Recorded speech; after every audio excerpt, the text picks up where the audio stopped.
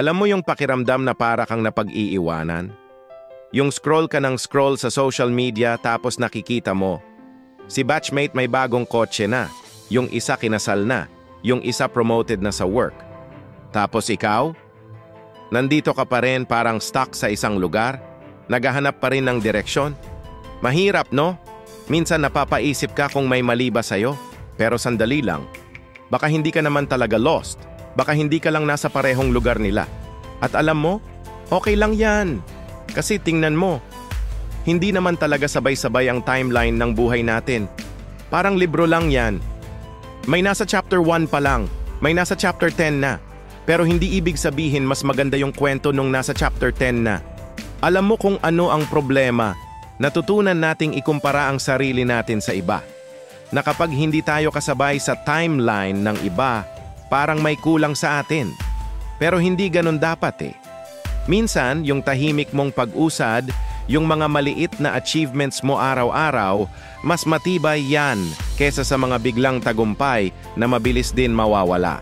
Yung consistency mo, yung dedication mo sa kung anong meron ka ngayon, yan ang tunay na progress. Hindi ka lost, hindi ka na pag-iiwanan, nasa ibang daan ka lang.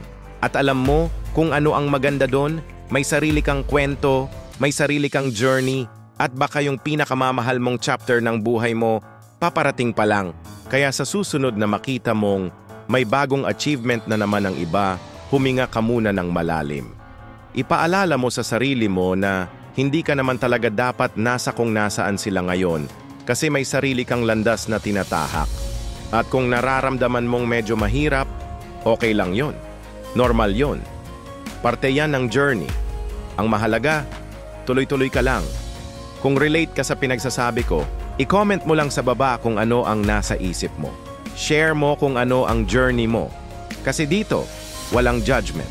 Dito, lahat tayo may kanya-kanyang kwento.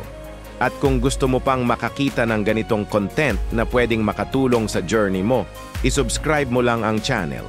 Sama-sama tayong lalago sa sarili nating oras, sa sarili nating paraan. Tandaan mo, hindi ka lost. Hindi ka na pag-iiwanan. Nasa tamang daan ka, ang daan mo